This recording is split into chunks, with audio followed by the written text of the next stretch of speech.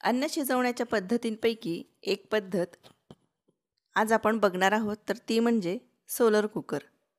माणसाच्या अस्तित्वापासूनच माणूस निसर्गाचा वापर करून आपले जीवन सुसह्य करण्याचा प्रयत्न करीत आहे. सूर्य, समुद्र, नद्या, जमीन यापासून मिळणाऱ्या गोष्टींचा वापर करीत आहे.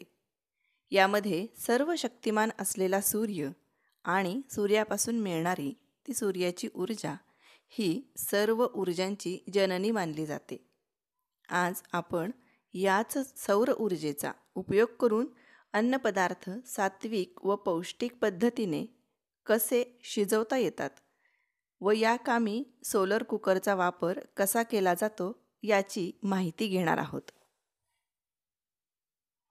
तर इथे तुम्ही बघू शकता, ही सोलर कुकरची एकदम सिंपल अशी पेटी असते. पेटीचं जे झाकण आहे त्याला एक आरसा असतो आणि या आरशावरतीच सूर्यकिरण पडून या काचेवरती रिफ्लेक्ट होतात आणि जास्तीत जास्त उष्णता आतमध्ये ॲब्झॉर्ब केली जाते. आतमध्ये 4 डबे असतात, म्हणजेच एका वेळी आपण 4 अन्नपदार्थ यामध्ये शिजवू शकतो.